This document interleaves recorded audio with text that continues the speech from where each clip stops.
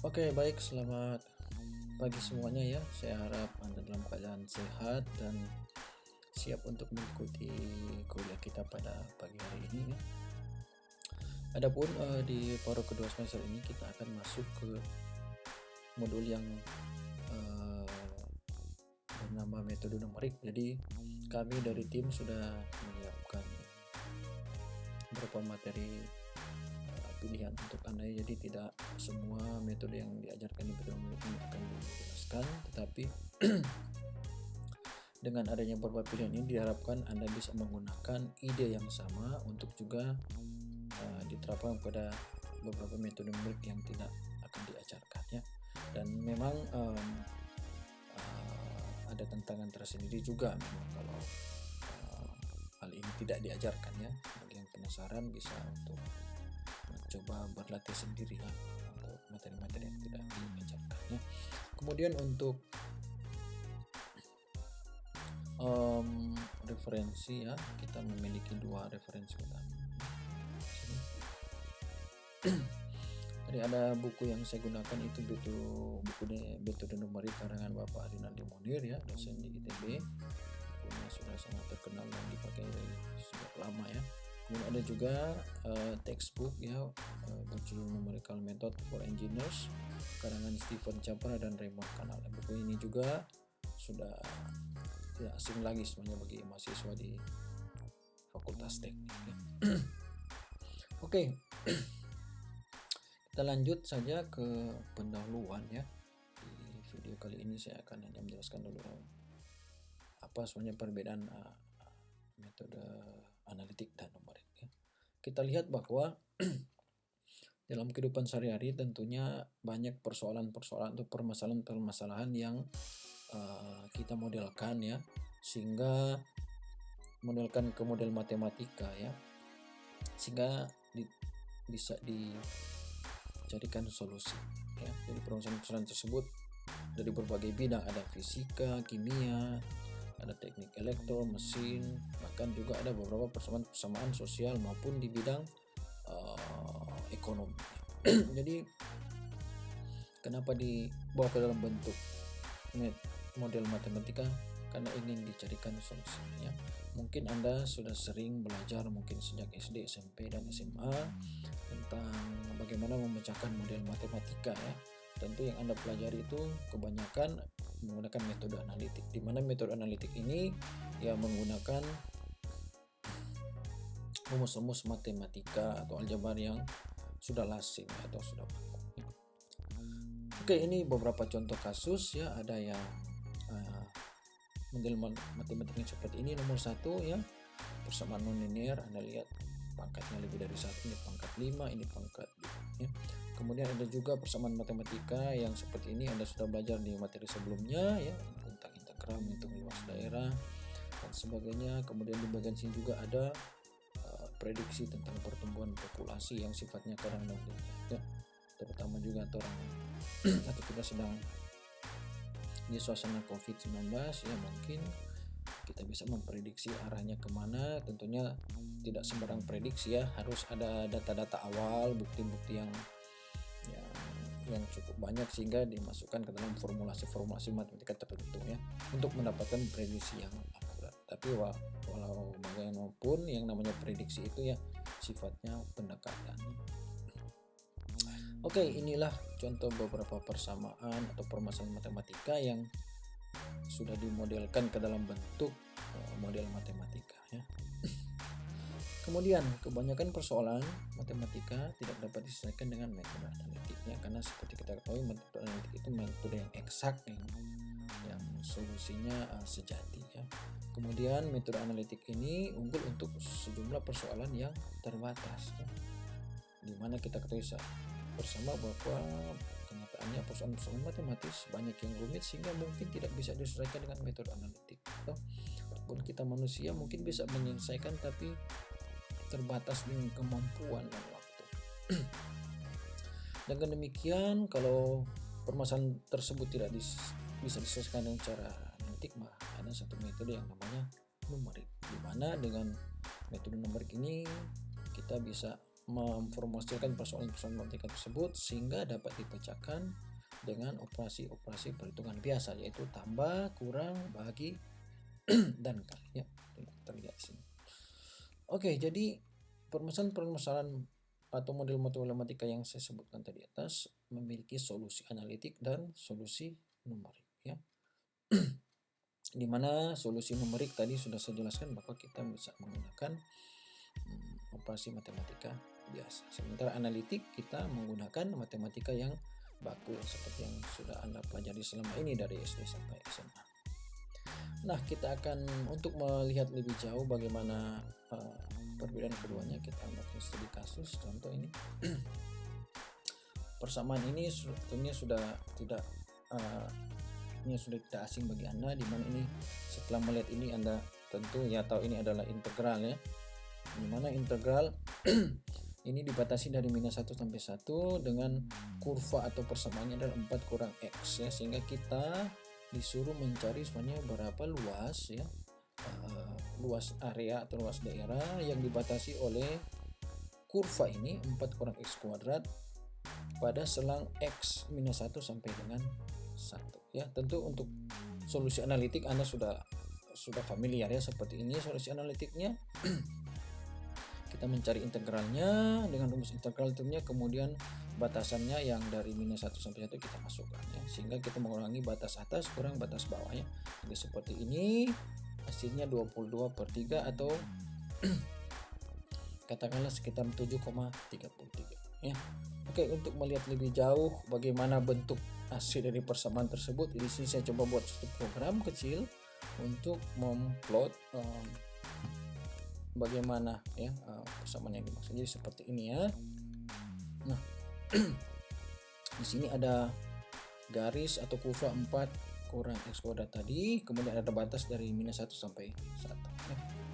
Seperti itu. Nah, solusi numerik adalah membuat bagaimana menghitung luas, kan yang namanya integral berarti menghitung luas. Jadi bagaimana mungkin kita memiliki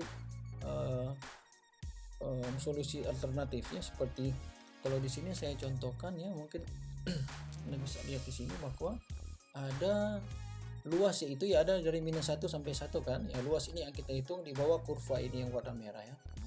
Saya membagi saja, misalnya saya asumsikan bahwa luas itu saya pilah-pilah jadi seperti ini ya, 1, 2, 3, 4. Jadi ada A, B, C, D, ada ruang di situ ya, ada ruang sehingga sebenarnya saya hanya akan menjumlahkan berapa luas A, B, C, dan D ya. Sehingga ruas ini kebetulan integralnya ini bagus sebagai contohnya, jadi saya bisa menggunakan yang namanya rumus trapesium ya. Bangun ruang trapesium kan Anda tahu bahwa rumusnya, saya recall lagi bahwa jumlah dua garis sejajar kali tinggi bagi 2 ya. Itu rumus yang sudah Anda tahu sebelumnya, di mana yang saya anggap nanti dua garis sejajar adalah yang di sini ya. Pada X sama dengan minus 1 misalnya, X sama dengan minus 5, 0, 5 dan 1 ya. Nah, jadi untuk menghitung luas trapesium pada bangun A ini, maka dua garis sejajar yang saya maksudkan adalah fx minus 1 dan fx minus 5 ya. Sementara tingginya ini ya, tinggi berarti jarak antara minus 1 kurang minus 5 ya. Kalau trapesium ya kita dibalik ya, balik aja seperti ini. Terus begitu, sehingga kita sudah mendapatkan parameter yang kita butuhkan untuk menghitung luas sebuah trapesium. Jadi ada dua garis sejajar ya, yang ini dan yang ini, dan ada tinggi. Kemudian tinggal dibagi 2 saja ya. Dimana contoh untuk bangun A ini ya, kita formulasikan ke dalam bentuk matematikanya seperti ini ya. Jadi F minus 1 tambah F minus 0,5 ya. Sorry saya tulis 1/2 di sini, tapi di sini 0,5 sama saja ya. Dikali dengan tingginya adalah 0,5 ya kan. Tinggi 0,5 dibagi 2 ya. Jadi ini untuk menghitung luas dari areal A ini yang dimaksud ya. Kemudian untuk yang lain dilakukan hal yang sama. Jadi ada A, B, C, dan D. Sehingga di sini saya formulasikan dan lihat bahwa integral dari 4 kurang X kuadrat dx dengan batas minus 1 sampai 1 itu sama saja dengan kita menghitung luas A tambah B tambah C tambah D ya. Jadi seperti itu sudah diformulasikan dengan bentuk matematika yang seperti ini. Kemudian disederhanakan, kita keluarkan 0,5/2-nya sehingga ini 0,5/2 nya akan hanya dikalikan dengan bagian yang di dalam kurung kurawal sini ya, didapatkanlah hasil yang seperti ini ya. Jadi hasil seperti ini dia 7,25. Apa maknanya ya, saya akan lihatkan kepada Anda ya. Jadi di sini ternyata setelah kita melihat hasil perhitungan analitik dan numerik, apa? Ada terjadi perbedaan ya.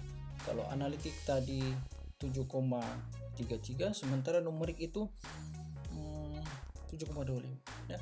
Jadi tidak exact sama ya, jadi ada selisih. Jadi solusi numerik sebenarnya adalah karena sifatnya ini pendekatan, jadi ada error ya, error. Tapi dalam hal ini Anda lihat ya, errornya kalau kita hitung 7,33 itu dikurangi dengan 7,25 itu sekitar errornya sekitar 0, sangat kecil saja ya, sebenarnya 0,08 ya, jadi tidak terlalu besar ya. Jadi inilah salah satu kelemahan sebenarnya metode numerik, karena dia ada error karena sifatnya itu pendekatan atau aproksimasi saja terhadap kejadian atau solusi eksak. Tapi kita tidak perlu juga kecewa, karena apa? Bagaimana cara mengatasi errornya supaya errornya semakin kecil ya. Tadi 0,08, kalau kita ingin memperkecil errornya lagi, makanya apa? Kita bisa mengubah lebar trapesium tadi ya. Jadi misalnya tadi kalau kita cuma menggunakan saja 4, mungkin kita bahagi lagi jadi 8. Sehingga apa? Sehingga errornya akan semakin kecil. Kan tadi kalau saya pakai pendekatan trapesium ya, sebenarnya di sini itu kan harusnya kan kalau trapesium kan garis ya. Ada garis nanti di sini, maka ada bagian yang melengkung sini ya. Contoh yang di bagian sini yang melengkung itulah errornya ya, selisihnya. Jadi kalau trapesium kan saya menarik garis lurus ya dari titik di sini ke titik di sini ya, sehingga ada, kalau saya tarik garis lurus, ada selisih yang tidak terhitung luas ya. Jadi kalau kita asumsikan semakin kecil kita membagi ini, maka apa? Selisih itu akan semakin kecil lagi dari yang 4 ya. Mungkin kita bisa juga membagi jadi 16 bagian dan seterusnya, sehingga apa? Sehingga kita bisa mengurangi error tadi ya, error numerik ya. Ya memang konsekuensinya ketika kita membagi jadi semakin kecil, maka apa? Maka trapesiumnya semakin banyak. Artinya apa? Waktu komputasinya juga akan lebih lama ya. Tetapi nanti di metode numerik nanti akan Anda lihat bahwa ada batasan error yang kita targetkan. Misalnya kita anggap 0,001 saja sudah cukup errornya ya, atau 1 kali 10 pangkat minus 3 mungkin sudah cukup, atau ada kasus-kasus mungkin kita butuh error yang lebih kecil lagi, 1 kali 10 pangkat minus 6 dan seterusnya ya. Itu nanti tinggal dimainkan oleh komputer ya. Jadi seperti itu kira-kira. Kemudian mengapa metode numerik ya? Tentunya karena metode numerik dapat menyelesaikan persoalan matematika yang tidak dapat diselesaikan dengan metode analitik ya. Karena di sini metode numerik sifatnya berulang, kita melakukan iterasi, maka tentunya kita membutuhkan apa? Bantuan komputer. Dan ya zaman sekarang kita artinya sebenarnya sudah familiar dengan komputer ya, karena mesin menghitung yang cukup canggih ya, yang ada sekarang. Kemudian metode numerik pada dasarnya adalah suatu algoritma ya, sehingga dia apa? Dapat kita program. Jadi peranan informatika adalah pada fase pemrograman numerik ya. Mari kita lihat contoh adalah suatu persoalan yang harus kita selesaikan. Inilah tahapannya ya. Jadi ada tahapan yang namanya pemodelan ya, kemudian ada penyederhanaan model ya, kemudian ada namanya formulasi numerik ya. Formulasi numerik di sini adalah menentukan metode numerik yang akan digunakan ya, metode apa yang paling pas, kemudian membuat algoritma penyelesaian. Kemudian disinilah bagian keempat kita melakukan pemrograman atau penulisan kode komputer, atau sini juga kita buat kita bilang menuliskan buat programnya ya gitu ya. Kemudian ada tahap pengujian atau tes, kemudian ada tahap evaluasi. Tentunya di bagian akhir ini kita akan menganalisa hasilnya ya, apakah errornya sudah cukup atau hasilnya sudah mendekati. Yaitu nanti akan ada diskusi-diskusi antara ahli modeling di sini ya dan ahli numerik bagi kita yang ditugas untuk memprogram ya. Jadi tahap 1 dan 2 adalah pekerjaan ahli yang sesuai dengan bidang ilmu. Kemudian tahap 3 dan 4 tadi adalah tugas informatikawan, tugas kita untuk memberikan solusinya, terutama mendesain program dan algoritmanya. Kemudian tahap 5 dan 6 ini melibatkan kedua ahli tadi ya. Diskusi bagaimana, apakah perlu ada improvisasi dari model atau solusinya ya. Kalau ada ya silakan didiskusikan, si ahli pada bidang tersebut ingin yang seperti apa, kita bantu untuk programnya. Jadi seperti itu, ini contoh ya, ini satu contoh seorang pengrajin mebel dan seterusnya. Anda baca sendiri saja di mana kasus ini atau cerita ini dapat kita modelkan ke dalam bentuk suatu model ini ya. Dan biasanya cerita-cerita di mata kuliah riset operasional seperti ini ya, atau kebanyakan juga cerita-cerita ini di bidang ekonomi untuk melakukan optimasi maupun perhitungan ya. Contoh di sini kan saya mencontohkan membuat mebel. Jadi dalam membuat mebel itu ada bahan balok dan papan misalnya, sehingga ada target. Kalau bahannya cuma tersedia sekian dan saya ingin membuat kursi sekian, kalau bahannya cuma tersedia sekian, berapa banyak kursi dan meja yang bisa saya buat, tentunya dengan batasan-batasan. Jadi cerita di atas ini setelah dimodelkan oleh orang yang memodelkan model matematikanya, akan didapatkan hasil seperti ini. 10x tambah 8-nya sama 82, kemudian 6x tambah 8-nya sama dengan 62 ya. Dari sini orang riset operasional bisa menyelesaikan masalah ini dengan pendekatan yang namanya pemrograman linear, atau ada juga beberapa metode, misalnya metode simplex ya. Tapi ini contoh sederhana ya. Kemudian kita sebagai informatikawan, kita punya solusi numerik untuk permasalahan linear seperti ini. Biasanya kita menggunakan definisi Gauss atau Gauss-Jordan ya. Ada banyak, nanti akan kita pelajari. Ini contoh ini cumalah contoh sederhana ya. Jadi nanti kalau seperti ini sebenarnya solusinya masih bisa dilakukan manual, atau si orang yang ngasih operasional ini bisa mencari saja sendiri. Tapi nanti kalau sudah permasalahannya sudah besar, lebih kompleks, dia perubahannya sudah banyak ya, pasti kita membutuhkan bantuan komputer. Oke. Jadi seperti itu. Inilah permasalahan-permasalahan yang ada di buku teks ya, yang harusnya kita pelajari semua. Nah, ini cuma dicontohkan saja bahwa misalnya contoh kasus penyelesaian persamaan linear itu ada beberapa metode di dalamnya ya, ada terbuka, tertutup, kemudian di dalamnya juga ada beberapa metode ya. Jadi ada sangat banyak metode ya matematika, terutama dalam untuk mencari solusi numeriknya ya. Kemudian penyelesaian persamaan linear ini banyak juga, ada sekitar 4. Kemudian diferensiasi numerik ada 3 ya. Integrasi juga ada sekitar 3 sampai 4 ya. Jadi ada banyak. Ini kita hanya akan memilih mana saja yang kita butuhkan nantinya. Jadi Anda tidak perlu menghafalnya ya. Nanti kalau lupa kan ada textbooknya, ya dipelajari saja ya. Oke. Nah, kemudian untuk kita pelajari ini, khususnya untuk di modul kita ini, kita hanya mengambil ke-4 tema besar ini. Kemudian di dalamnya juga kita tidak mengambil semua metode. Ada beberapa metode yang kita anggap cocok, sehingga itu yang akan kita pelajari. Nah, yang perlu Anda tahu di sini adalah kita mempunyai 2 tujuan utama. Yang pertama itu Anda mempelajari berbagai metode penyelesaian persoalan matematika secara numerik. Jadi Anda harus mampu ya mengerti bagaimana penyelesaian numerik dari metode-metode matematika yang ada ya, terutama penurunan manualnya, proses manualnya ya, dengan tangannya. Kemudian setelah Anda menguasai proses manualnya, tentunya Anda harus mampu mengimplementasikan dalam bentuk kode komputer atau program komputer ya. Sehingga nanti Anda akan banyak belajar bagaimana memanfaatkan komputer untuk menyelesaikan persoalan tersebut. Jadi itu 2 kompetensi utama yang diharapkan dari mata kuliah ini, yaitu bagaimana Anda mengerti solusi numerik dari persamaan matematika yang ada, dan bagaimana mengimplementasikannya dalam kode program ya. Oke, jadi seperti itu ya. Saya harap Anda bisa mengerti penjelasan awal ini, dan siapkan gadget Anda ya, dalam hal ini komputer Anda ya. Tidak perlu yang kemampuannya tinggi, karena ini masih tahap simulasi di kelas saja ya. Mungkin permasalahan-permasalahannya masih sederhana ya. Jadi seperti itu dulu penjelasan saya. Sampai jumpa di penjelasan-penjelasan berikutnya ya. Selamat pagi.